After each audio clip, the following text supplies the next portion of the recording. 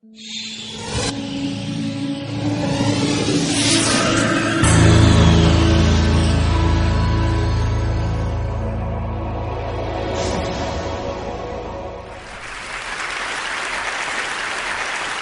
going to go on a dive to the deep sea, and anyone that's had that lovely opportunity knows that for about 2.5 hours on the way down, it's a perfectly positively pitch black world. And we used to see the most mysterious animals out the window that you couldn't describe, these blinking lights, a world of bioluminescence like fireflies.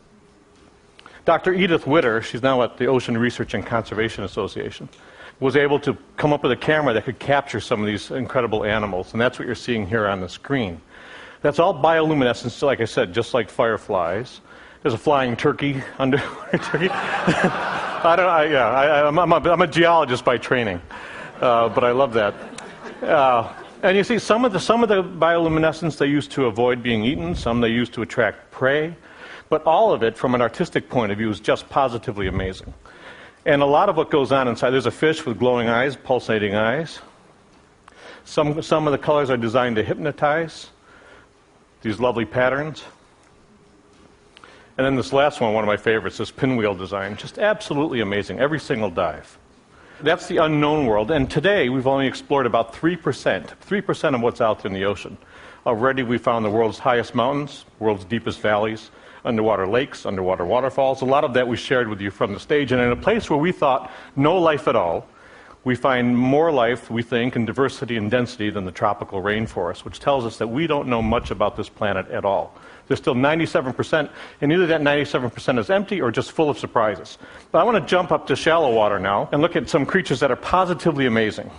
These cephalopods, headfoots.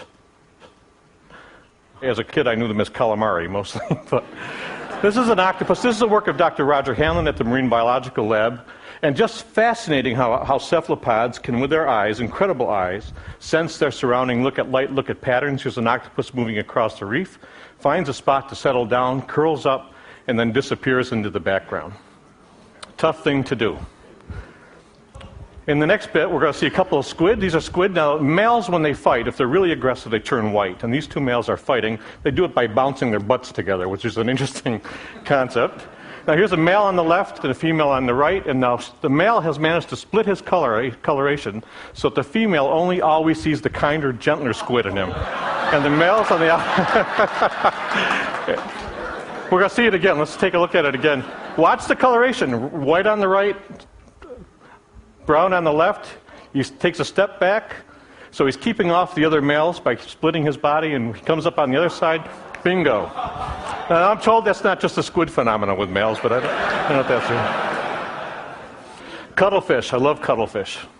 This is a giant Australian cuttlefish, and there he is, his droopy little eyes up here. But they could do pretty amazing things, too. Here we're going to see one backing into a crevice, and watch his tentacles. He just pulls them in, makes them look just like algae. Disappears right into the background. Positively amazing. Here's two males fighting. Once again, they're smart enough, these cephalopods, they know not to hurt each other, but look at the patterns that they can do with their skin. Okay? Just an amazing thing. Here's an octopus. Sometimes they don't want to be seen when they move because predators can see them. And here's this guy actually can make himself look like a rock, and looking at his environment can actually slide across the bottom using the waves and the shadows so he can't be seen. He blends right into his motion blends right into the background. The moving rock trick. So we're learning lots new from the shallow water, still exploring that deep, learning lots from the shallow water. There's a good reason why. I mean, the shallow water is full of predators. Here's a barracuda. And if you're an octopus or a cephalopod, you need to really understand how to use your surroundings to hide. In the next scene, you're going to see a nice coral bottom. And you'd see that an octopus would stand out very easily there if you couldn't use your camouflage, use your skin to change color and texture. There's some algae in the foreground. And an octopus. Isn't that amazing? Now Roger spooked him, so he took off, a cloud of ink, lands, and when he lands, the octopus says, "Okay, I've been seen, best thing to do is get as big as I can get." That big brown makes his eye spot very big, so he's bluffing. Let's do it backwards. I thought he was joking when he first showed it to me. I thought it was all graphics. So here it is in reverse. Watch the skin color. Watch the skin texture. Just an amazing animal. Can change color and texture to match the surroundings. Watch him blend right into this algae. 1, 2, 3.